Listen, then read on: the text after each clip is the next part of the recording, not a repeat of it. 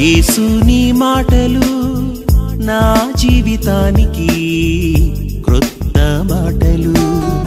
యేసు నీ మాటలు నా జీవితానికి క్రొత్త మాటలు. నా పాదములకు దీపం, నా త్రోవలకు వెలుగు. నా పాదములకు దీపం, నా త్రోవలకు వెలుగు. నీ వాక్యమే నన్ను బ్రతికించెను. నీ వాక్యమే నన్ను బ్రతికించెను. నీకొక గొప్ప స్థానాన్ని ఇచ్చుట కొరకు, నీ జీవితాన్ని మార్చి అనేకులకు ఆశీర్వాదకరంగా చేయట కొరకు, ఆయన నీ జీవితంలో గొప్ప ఆశీర్వాదాన్ని దీవెనను ఇచ్చుట కొరకు ఆయన ఈ భూలోకానికి దిగి వచ్చారు.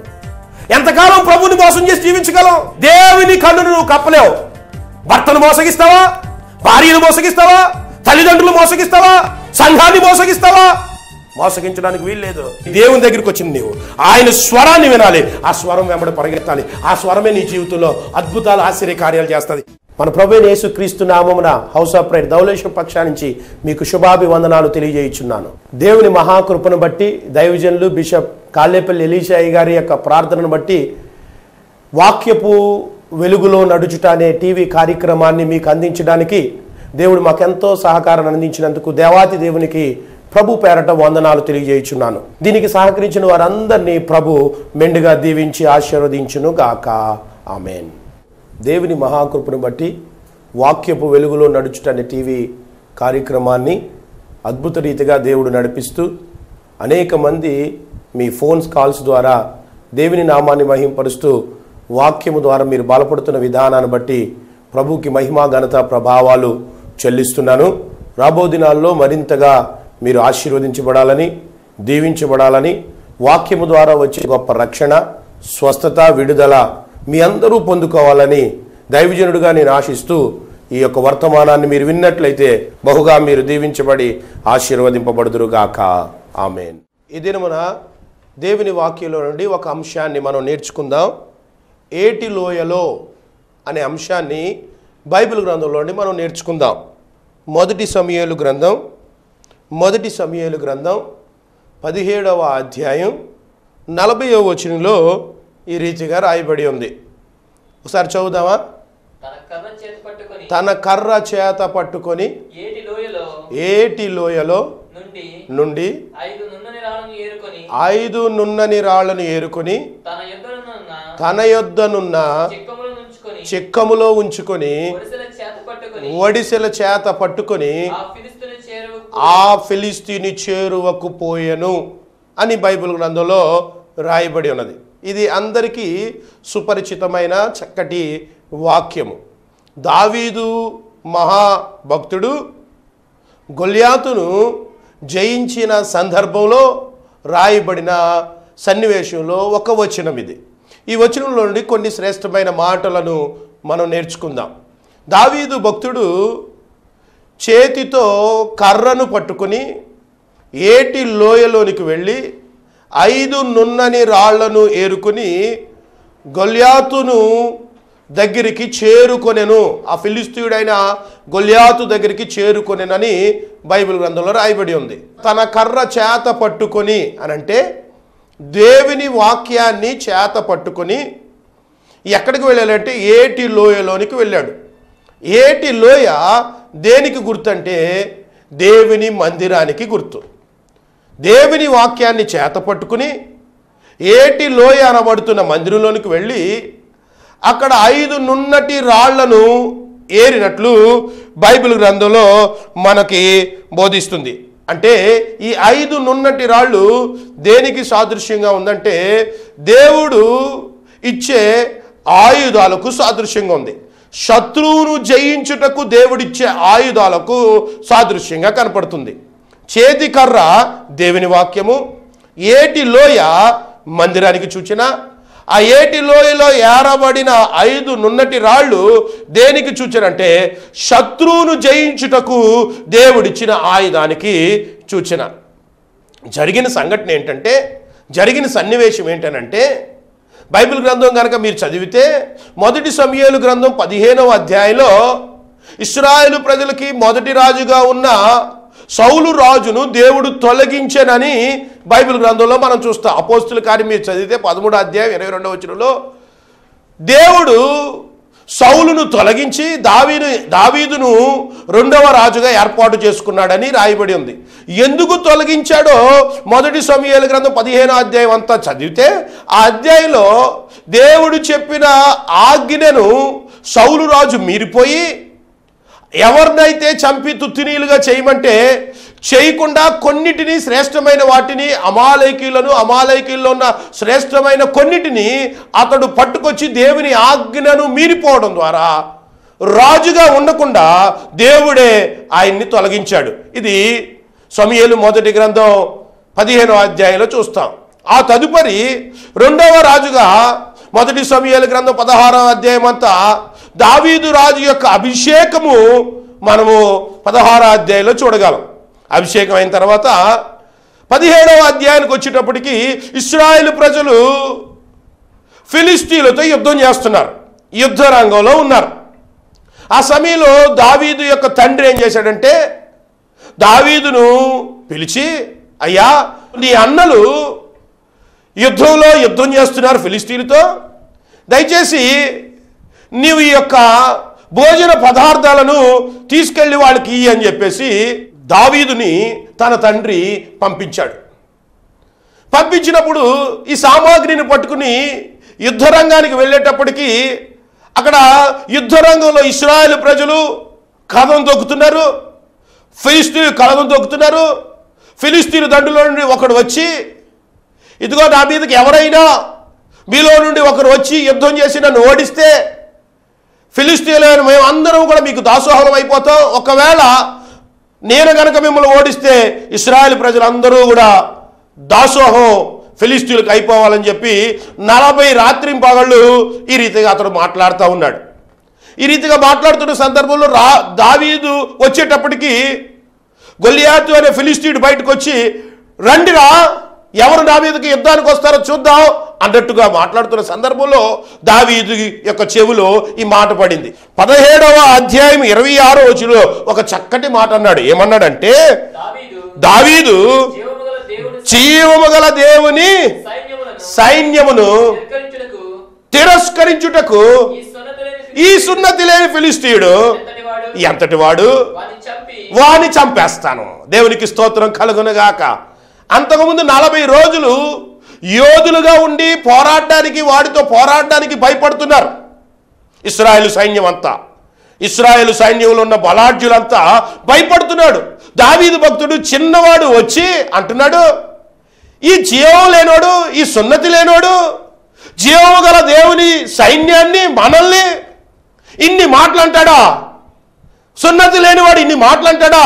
సున్నతి పొందిన జీవము కలిగిన దేవుని బిడ్డలను ఈ మాట అంటాడా అని చెప్పేసి వెంటనే ఏం చేశాడంటే, నేను అతన్ని చంపేస్తానని ముందుకు వచ్చాడు. దేవునికి స్తోత్రం కలుగునుగాక. ఆ తదుపరి 32వ వచనంలో ఏమంటాడంటే ఒక చక్కటి మాటను ఆయన మాట్లాడుతున్నాడు. ఇశ్రాయేలు ప్రజలందరూ భయపడుతున్న సందర్భంలో ఒక చక్కటి మాట అంటున్నాడు. మొదటి సమూయేలు గ్రంథం 17వ అధ్యాయం 32వ వచనంలో ఏమనంటున్నాడంటే, ఈ ఫిలిస్తీనును బట్టి ఎవరి మనస్సును క్రొంగ నిమిత్తం లేదు. దేవునికి స్తోత్రాలు. ఎంత చక్కటి అభయం ఇస్తున్నాడండి. సౌలు మహారాజు భయపడిపోతున్నాడు, సైన్యాధ్యక్షులు భయపడిపోతున్నారు, అందరూ భయపడిపోతున్నప్పుడు ఆ ఫిలిస్తీయుని బట్టి మీరు బలాఢ్యుడు అనుకుంటున్నారే, వాణ్ణి బట్టి మీ మనసు కృంగిపోవలసిన పని లేదు రాజా. నీ మనసు కృంగిపోవలసిన పని లేదు సైన్యాధ్యక్షుడా. నీ మనసు కృంగిపోవలసిన పని లేదు అన్నలారా. మీ మనసు కృంగిపోవలసిన పని లేదు సైన్యమా అన్నట్టుగా ఎవ్వరి మనసు కృంగవలసిన పని లేదు. దేవుణ్ణి కలిగిన బిడ్డలు ఈ రీతిగా మాట్లాడగలరు. దేవునికి స్తోత్రం కలుగునుగాక. ఎంత చక్కటి మాట అండి. మనం చాలా విషయాలు బట్టి కృంగిపోతూ ఉంటాం, చాలా విషయాలను బట్టి అధైర్యం చెందుతూ ఉంటాం. ఈ వాక్యాన్ని వింటున్న నీవు దేన్ని బట్టి కృంగిపోతున్నావో నాకు తెలియదు, దేన్ని బట్టి అధైర్యం చెందుతున్నావో నాకు తెలియదు. యేసు ప్రభు యొక్క నామాన్ని బట్టి నీవు కృంగిపోవలసిన పని లేదు అని ప్రభు పేరట మీకు తెలియజేస్తా ఉన్నాను. నీ మనస్సును కృంగవలసిన పని లేదు రాజా. నీ మనసు కృంగవలసిన పని లేదు సైన్యాధ్యక్షుడా. నీ మనసు కృంగవలసిన పని లేదు సైనికులారా. అని చెప్పి వారిని ప్రోత్సహిస్తున్న విధానము మనకి ఈ వచనంలో కనపడుతుంది. ఆ తదుపరి ఏం చేశాడంటే, ఇప్పుడు 40వ వచనం మనం చదివాం. వెంటనే అతడు ఏం చేశాడు, తన కర్ర చేత పట్టుకున్నాడు. పట్టుకుని ఆగాడా, ఏటి లోయలోనికి వెళ్ళాడు. కర్ర దేవుని వాక్యానికి సూచన, ఏటి లోయ మందిరానికి సూచన. అక్కడికి వెళ్ళి శత్రువును జయించడానికి కావలసిన ఆయుధాలను సంపాదిస్తున్నాడు. నీవు అనుకోవచ్చు, నీ ఓటముల్లో, నీ ఇబ్బందుల్లో, నీ ఇరుకుల్లో నేను యుద్ధం చేయలేకపోతున్నాను అని కనుక నువ్వు తలస్తే, వాటితో నేను యుద్ధం చేయలేకపోతున్నాను, ఈ అప్పులతో, ఈ సమస్యలతో నేను యుద్ధం చేయలేకపోతున్నాను, ఈ రోగంతో నేను యుద్ధం చేయలేకపోతున్నాను, ఈ కుటుంబ సమస్యలతో నేను యుద్ధం చేయలేకపోతున్నాను అని కనుక నీవు అనుకుంటే, నీవు కూడా ఈ దినమున ఒక పని చేయాలి, దేవుని వాక్యాన్ని చేత పట్టుకోవాలి. మందిరం అనే ఏటి లోయలోనికి రావాలి. అక్కడ దేవుడిచ్చే ఆయుధాలు ఉన్నాయి. శత్రువును జయించడానికి, శత్రువును ఓడించడానికి ఆ ఏటి లోయలో 5 నున్నటి రాళ్లను ఏరినట్లు దేవుని దగ్గర నీ వచ్చినట్లయితే నీ సమస్యకు పరిష్కారం యేసుప్రభు తప్పనిసరిగా ఇస్తారు. నీ ఇబ్బందులకు ఆయన పరిష్కారం. యేసుప్రభు అన్నిటికీ జవాబు గనక ఈ దినమున నువ్వు చేయవలసిన పనల్లా దావీదు ఏ రీతిగా అయితే తన కర్రను చేత పట్టుకుని ఏటిలోయనికి వెళ్ళి 5 నున్నటి రాళ్లను ఏరాడో, ఈ రీతిగా మనము కూడా మన జీవితంలో, ప్రభువా నీ దగ్గరికి నేను వస్తున్నాను, ఏటి లోయలోనికి నేను వస్తున్నాను, శత్రువును ఓడించడానికి కావలసిన ఆయుధాన్ని నీవు నాకు దయచేయండి అని నువ్వు ప్రార్థన చేయగలిగితే, దేవుని దగ్గరికి నువ్వు వచ్చావు కనుక వాటిని నీవు ఆ యొక్క సమస్యలను సునాయాసంగా జయిస్తావు. ఆ సమస్యలను నీవు సునాయాసంగా ఆ సమస్యల నుంచి నువ్వు బయటికి వచ్చేస్తావు. అలాగా ఈ భక్తుడు వెళ్ళి 5 నున్నటి రాళ్ళను చేత పట్టుకుని, మీరు కనుక అలా చదువుకుంటా బుద్ధికి వెళితే 50వ వచనంకి వచ్చేటప్పటికి నిజంగానే దేవుడిచ్చిన ఆ ఏటి లోయలో ఏరిన ఆ నున్నటి రాయితో యేసు ప్రభు లేక దేవుడైన యెహోవా ఇచ్చిన ఆ యొక్క ఆయుధంతో గొల్యాతును హతమార్చగలిగాడు. దేవునికి స్తోత్రం కలుగునుగాక. గొల్యాతును చంపగలిగాడు. గొల్యాతు యొక్క శిరస్సును శరీరం నుండి వేరు చేయగలిగినాడు. దానికి కారణం ఏంటో తెలుసా? ఏటి లోయలోనికి వెళ్ళి ఏరిన రాళ్ళు. నువ్వు ఏటి లోయలోకి వచ్చావు, నువ్వు దేవుని దగ్గరికి వచ్చావు. నువ్వు ఏరవలసిన మొదటి రాయి ఏంటో తెలుసా? యోహాను రాసిన సువార్త 8వ అధ్యాయము 7వ వచనంలో ఆ రాయి పేరు రాయబడి ఉంది. వారు అయినను పట్టువదలక అడుగుచుండగా ఆయన తల ఎత్తి చూచి, మీలో పాపము లేనివాడు మొట్టమొదట ఆమె మీద రాయాలి. దీని పేరేంటి తెలుసా? పాపము లేని రాయి. ఏటి లోయలోనికి వచ్చిన వారు, ఈ వాక్యమును చేత పట్టుకుని మందిరంలోనికి వచ్చిన వారు ఏరవలసిన మొదటి రాయి ఏంటో తెలుసా? పాపము లేని రాయి. ఇది ఒక ఆయుధం మనకి. ఈ ఆయుధంతోనే నువ్వు సమస్యలన్నింటినీ జయిస్తావు అన్నాడు. ఇప్పుడు చదవబడిన వాక్యంలో జరిగిన సంఘటన ఏంటంటే, యేసు ప్రభు రాత్రంతా ప్రార్థన చేశాడు, కన్నీరు విడిచి ప్రార్థన చేశాడు. ప్రార్థన చేసిన వెంటనే ఆ కొండ మీద నుంచి దిగి వచ్చి దేవాలయంలో నిలబడి పరిసయ్యుల మధ్య, శాస్త్రుల మధ్య, అందరి మధ్య బోధిస్తూ ఉన్నాడు. ఇలాగ బోధిస్తుండగా కొందరు ఏం చేశారంటే, పరిసయ్యులు, శాస్త్రులు ఏం చేశారంటే, వ్యభిచారం అనే పాపంలో పట్టబడిన ఒక స్త్రీని పట్టుకొచ్చి నిలబెట్టారు యేసు ప్రభు దగ్గర. నిలబెట్టి అంటున్నారు, ఇదిగో మోషే ధర్మశాస్త్ర ప్రకారం వ్యభిచారంలో పట్టబడిన వారిని రాళ్లతో కొట్టి చంపాలని మోషే నిర్ణయించారు కనుక, బోధకుడా నీ వాక్యం చెప్తున్నావు, నువ్వేం చెప్తావో అది చెయ్యాలనుకుంటున్నావు అన్నప్పుడు వారి మనసులో ఉన్న భావాన్ని యేసుప్రభు వెంటనే గుర్తించి ఏం చేశారంటే, వారికి సమాధానం చెప్పకుండా వ్రేలితో నేల మీద ఏమో ఆయన రాస్తా ఉన్నారు. రాస్తున్న సందర్భంలో ఒక్కొక్కరు ఒక్కొక్క రాతిని వారు పట్టుకుని వచ్చారు. పట్టుకొచ్చిన సందర్భంలో ఎప్పుడైతే ఈ పరిసయ్యుడు అడిగారో, ఈ శాస్త్రి అడిగారో, ఈ పెద్దలు అడిగారో, వీరందరూ కూడా వారు పట్టుకొచ్చిన రాళ్లను వదిలిపెట్టేస్తా ఉన్నారు, కింద వేసేస్తా ఉన్నారు. దానికి కారణం ఏంటి తెలుసా? ఈ వ్రేలుతో వారి తప్పును అక్కడ ఆయన రాస్తా ఉన్నాడు. వెంటనే వారు ఏం చేశారంటే, వారి రాయిని అక్కడ విడిచిపెట్టేసి వెళ్ళిపోయారు. మొత్తానికి అందరూ కూడా, రాళ్ళు పట్టుకొచ్చిన వారు అందరూ కూడా, ఈ స్త్రీని రాళ్లతో కొట్టి చంపుదాం అన్నవారు అందరూ కూడా ఎవ్వరు కూడా మిగలలేదు. అందరూ వారి రాళ్ళను అక్కడ పారేసి వెళ్ళిపోయారు. ఆ సమయంలో యేసుప్రభు అంటున్న మాట ఏంటో తెలుసా? 8వ అధ్యాయము 10వ వచనంలో మనం చదవచ్చు. యేసు తల ఎత్తి చూచి అమ్మా వారెక్కడున్నారు? దేవునికి స్తోత్రం. ఎవరైతే రాళ్లతో కొడదామని వచ్చారో వారు ఎక్కడున్నారు? ఒక్కరు లేరు. వారందరూ యేసయ్య ఎప్పుడైతే నేల మీద వంగి వ్రేళ్లతో రాస్తున్నాడో ఎవరు తీసుకొచ్చిన రాళ్ళు వాళ్ళు వదిలిపెట్టి నెమ్మదిగా తోక ముడుచుకుని వెళ్ళిపోయారు. అప్పుడు యేసుప్రభు అంటున్నాడు ఆమెతో, అమ్మా వారెక్కడో ఉన్నారు, ఎవరు నీకు శిక్ష విధింపలేదా అని అడిగినప్పుడు ఆమె లేదు ప్రభువా నేను. అందుకు యేసు నేను నీకు శిక్ష విధింపను. యేసు ప్రభు ఈ లోకానికి వచ్చింది మానవుని రక్షించడానికి తప్ప మానవుని శిక్షించడానికి కాదు.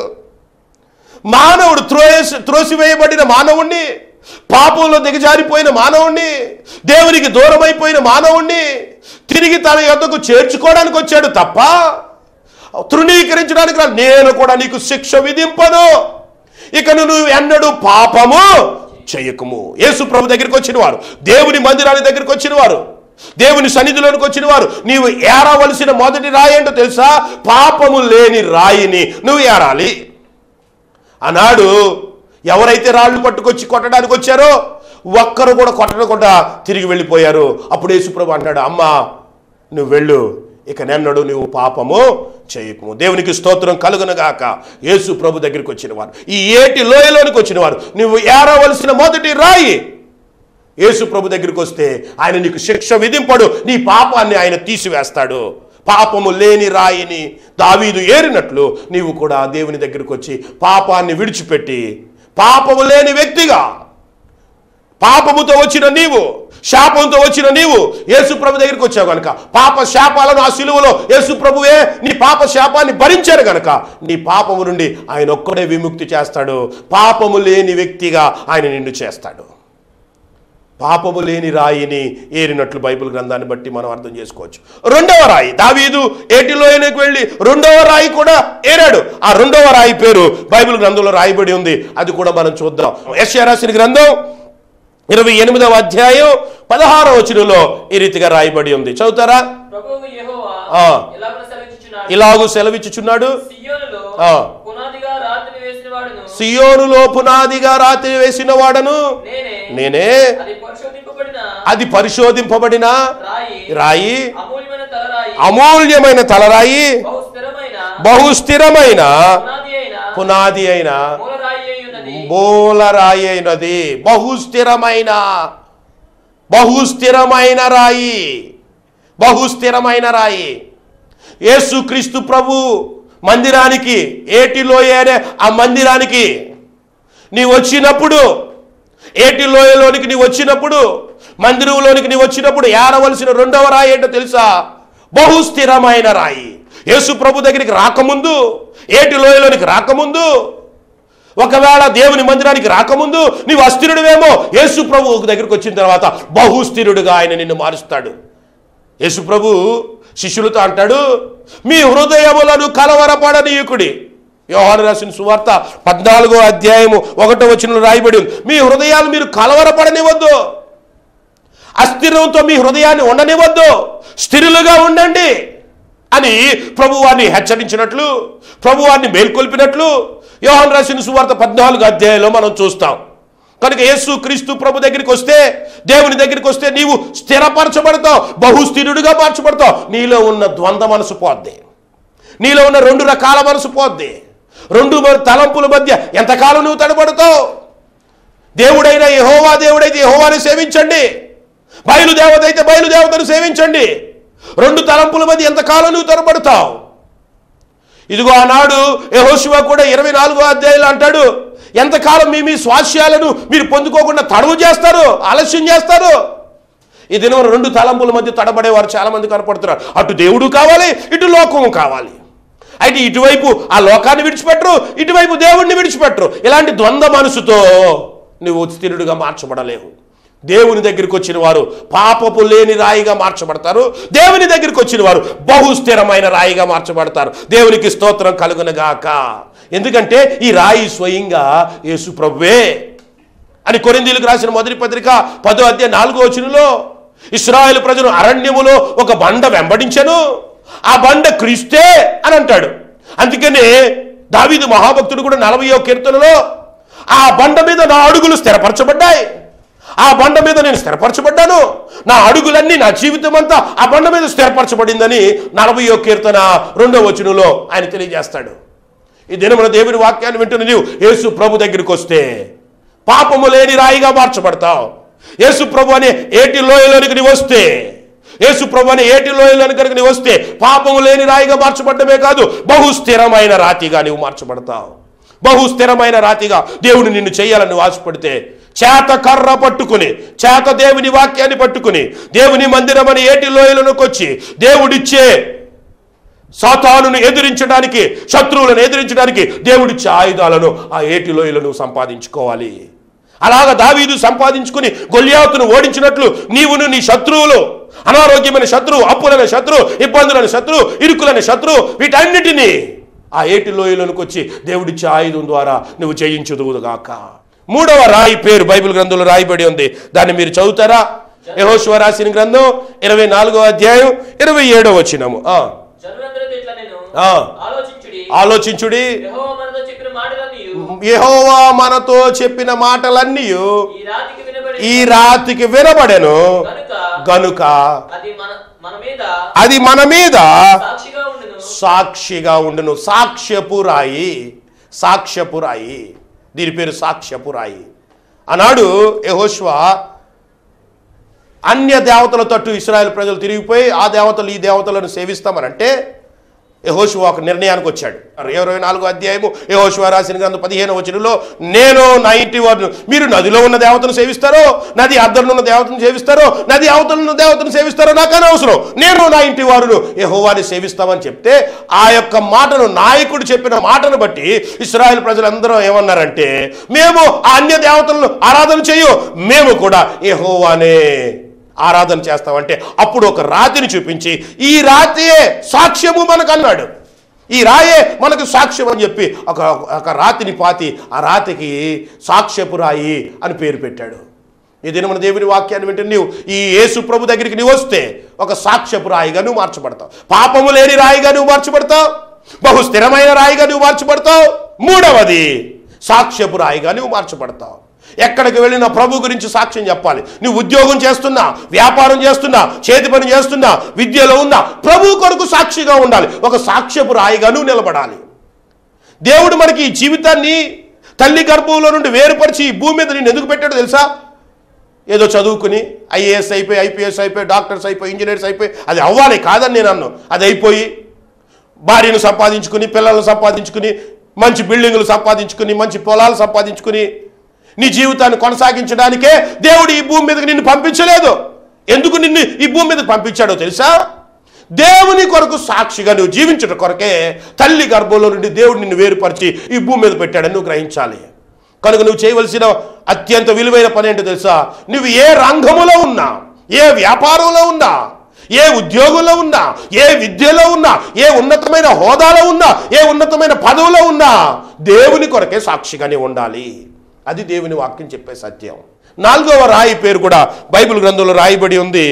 ప్రకటన గ్రంథం 2వ అధ్యాయం 17వ వచనంలో ఏమని రాయబడి ఉందంటే సంఘములతో ఆత్మ చెప్పుచున్న మాట వినును గాక, జయించిన వానికి మరుగయ్యున్న మన్నాను భుజింపనిత్తును, మరియు అతనికి నేను తెల్ల రాతినిత్తును. దేవునికి స్తోత్రం కలుగునగాక. ఈ తెల్ల రాయి పరిశుద్ధతకు గుర్తు. పరిశుద్ధత అనే రాతిని నువ్వు వేరాలి. పరిశుద్ధత అనే రాయిని నీవు దేవుని మందిరములోనికి వచ్చి నీవు ఏటి లోయలోనికి వచ్చిన నీవు ఏరవలసిన రాయి 4వ రాయి ఏంటో తెలుసా? పరిశుద్ధత అనే రాయి. దేవుని మందిరంలోకి వచ్చిన తర్వాత, దేవుని బిడ్డవైన తర్వాత అపరిశుద్ధుడిగా నీవు ఉండడానికి వీల్లేదు. దేవుని వాక్యము నిన్ను శుద్ధీకరిస్తుందని బైబిల్ గ్రంథం బోధిస్తూ ఉంది. యేసు రక్తము నిన్ను శుద్ధీకరిస్తుందని బైబిల్ గ్రంథం బోధిస్తుంది. యేసు ఆత్మ నిన్ను శుద్ధీకరిస్తుందని బైబిల్ గ్రంథం బోధిస్తూ ఉంది. పరిశుద్ధాత్మ దేవుడు నిన్ను శుద్ధీకరిస్తాడని బైబిల్ గ్రంథం బోధిస్తూ ఉంది. యేసు రక్తము చేత కడగబడితే, యేసు వాక్యము చేత నువ్వు కడగబడితే, యేసు ఆత్మ చేత నువ్వు కడగబడితే పరిశుద్ధుడిగా మార్చబడతావు. ఎవరు ఈ లోకంలో నిన్ను పరిశుద్ధులుగా చేయలేరు. యేసు రక్తం తప్ప, యేసు వాక్యం తప్ప, యేసు ఆత్మ తప్ప, పరిశుద్ధాత్మ దేవుడు తప్ప ఎవరు నిన్ను పరిశుద్ధులుగా ఈ లోకంలో నిన్ను తీర్చిదిద్దలేరు. ఏ శాస్త్రం గాని, ఏ హోదా గాని, ఏ వ్యక్తి గాని పరిశుద్ధుడు కాలేడు యేసు ప్రభు ద్వారా తప్ప. నేను నీకు తెల్ల రాతినిత్తును అంటే నేనొక్కడినే నీకు పరిశుద్ధతను ఇత్తును. జయించిన వారికి నేను తెల్ల రాతినిత్తును. దేవుని బిడ్డలారా, ఈ మందిరంలోనికి వచ్చిన వారు, ఈ ఏటులోయలోనికి వచ్చిన వారు, ఈ యేసు దగ్గరికి వచ్చిన వారికి దేవుడిచ్చేది ఏంటో తెలుసా? పరిశుద్ధతనే రాయి. దేవునికి స్తోత్రం. ఐదవది, చివరిది, యోగ్యమైనది బైబిల్ గ్రంథం బోధిస్తూ ఉంది. పేతురు రాసిన మొదటి పత్రిక 2వ అధ్యాయం 5వ వచనంలో ఏమని రాయబడి ఉందో చదువుతారా? యేసుక్రీస్తు ద్వారా దేవునికి అనుకూలమునగు ఆత్మ సంబంధమైన బలులను అర్పించుటకు సజీవమైన రాళ్ల వలె ఉండి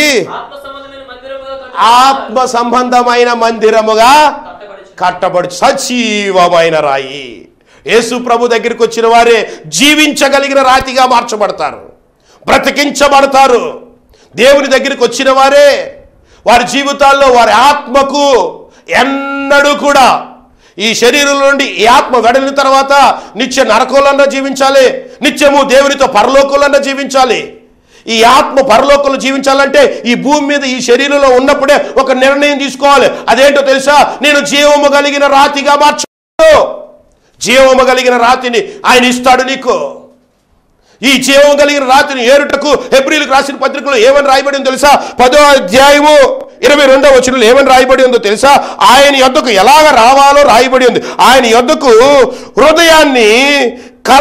హృదయానికి కల్మషము తోచకుండా వాక్యము చేత ఉదక స్నానం చేయబడుతూ విశ్వాసములు సంపూర్ణత నిశ్చయతను సాధిస్తూ యథార్థ హృదయాలై ఆయన సన్నిధానమునకు చేరుదము.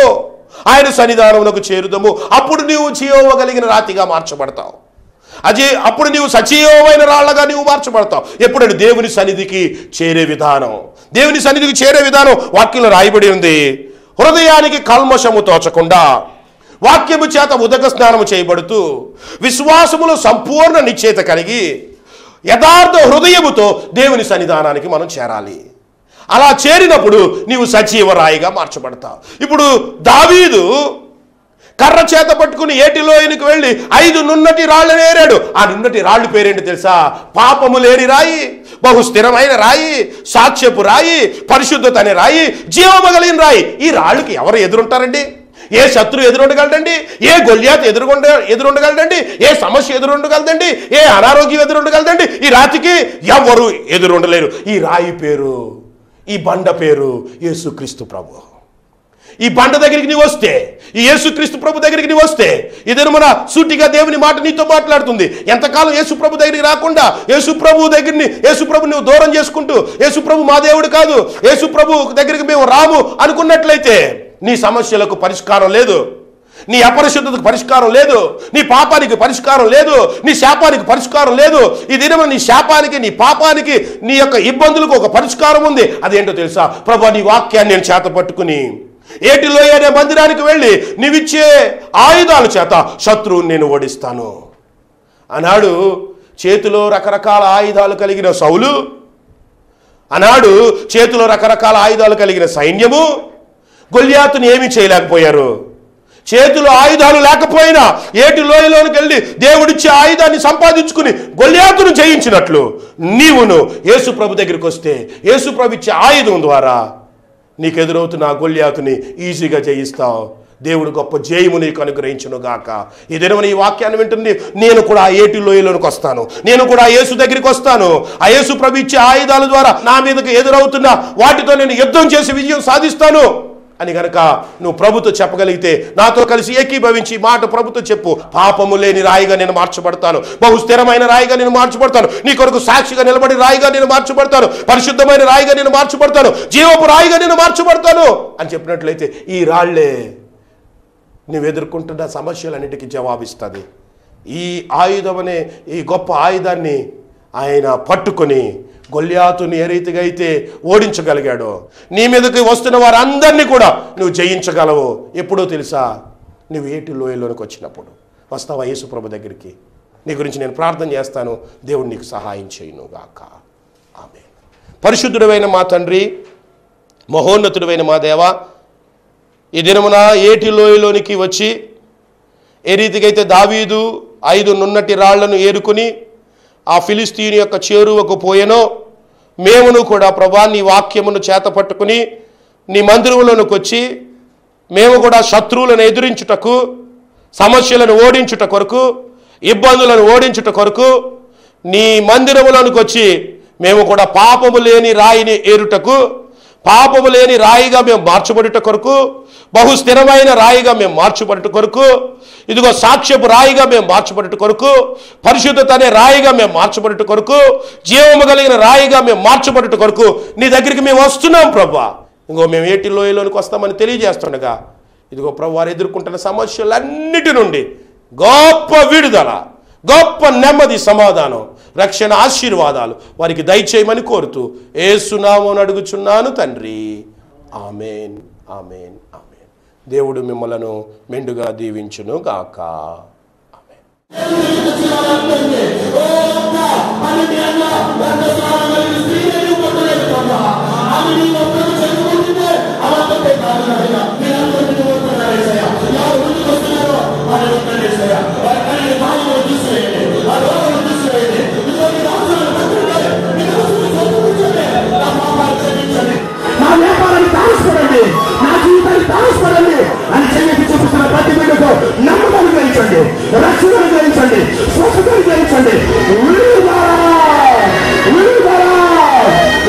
మీ ప్రార్థన అవసరతల కొరకు మీరు సంప్రదించవలసిన చిరునామా reverend pastor Kalepalli Gidyonu, house of prayer church, Errakonda, Dhavaleswaram. Pin code 533125, Turpu Godavari జిల్లా, ఆంధ్రప్రదేశ్. మా సెల్ నెంబర్ 9885250405. మరొక నెంబర్ 9603504756.